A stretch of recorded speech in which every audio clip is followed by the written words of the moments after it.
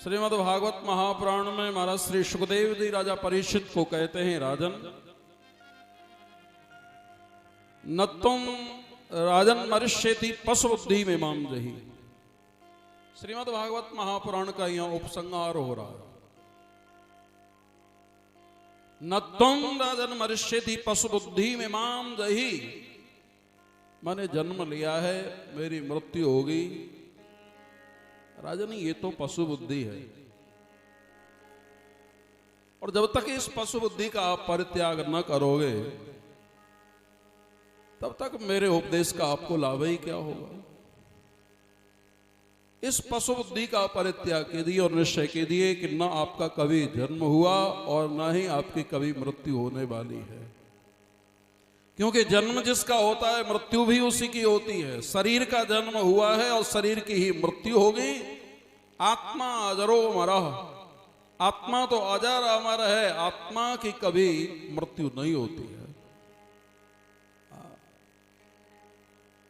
बस TV serial पर एक बार एक प्रसंग आया था, एक प्रश्न दिया था,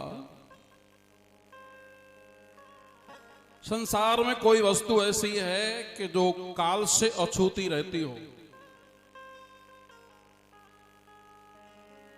कालो जगद्भक्षकः, महाभारत में एक श्लोक आता है, प्रत्ययन्ति पुनर्गतान दिवसा कालो जगद्भक्षकः।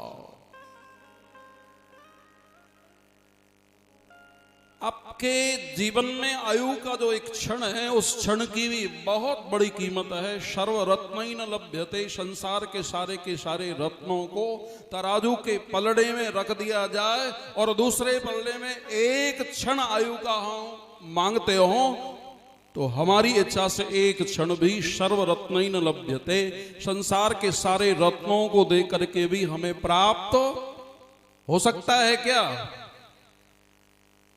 आयु का एक क्षण समाप्त होने पर, माने जीवन समाप्त होने पर, पूर्ण होने पर आयु का एक क्षण मांगा जाए संसार के सारे रत्नों को दे करके, तो भी एक क्षण हमको नहीं मिल सकता है।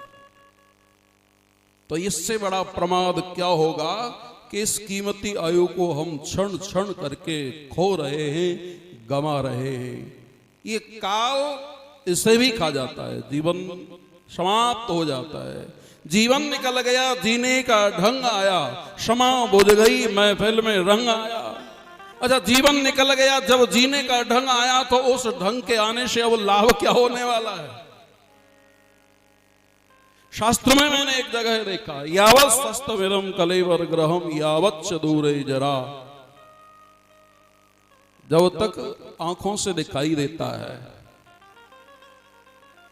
कानों से सुनाई देता है,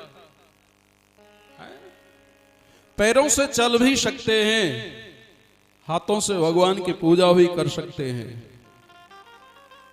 माने हमारे शरीर की इंद्रियों में ताकत है कुछ करने के लायक, बोले तभी तक भगवान से मिलने का साधन कर लो, नहीं तो एक ही हाल होगा। क्या हाल होगा? प्रदीप से भवनेच कूप खननम प्रत्युद्यमा कीदृशा। घर में आंच लग जाए तो बुझाने का प्रयास तो हम न करें, कुआं खोदने वाले लोगों के पास में जाएं, भाव सौदा करें कि भाई कूप खोदना है, कुआं खोदना है, जल निकालना है। क्यों? बोले मेरे घर में आंच लग गई है, उसे बुझाने के लिए सौदा करके कुआं खोदने वाले लोगों को लेकर के आए, कुआं खोदा जाए, जल निकाला जाए और तब घर की लगी हुई आंच को बुझाने का प्रयास किया जाए। तो सच बताना उस समय तक घर का हाल क्या हुआ होगा? क्या बाकी रह भी जाएगा कुछ? तो प्रदीप्ते भवनेच कूप खननम प्रत्युद्यम कीदृशः। यही हाल तो है। जब इंद्रियों की ताकत समाप्त हो गई तो अब क्या भगवान का भजन कर पाएंगे? जब तक इंद्रियों में ताकत है, माने सुनाई भी देता है और आंखों से दिखाई भी देता है, पैरों से चल भी सकते हैं, तभी तक भगवान से मिलने का साधन कर लो। महाराज जी का क्या सुंदर व्याख्यान। कहना तो बहुत बहुत कुछ, लेकिन समय की अवधि के अंतर्गत आइए मैं अग्रिम वक्ता के रूप में 1008 श्री स्वामी केशवात्मानंद जी महाराज को आमंत्रित कर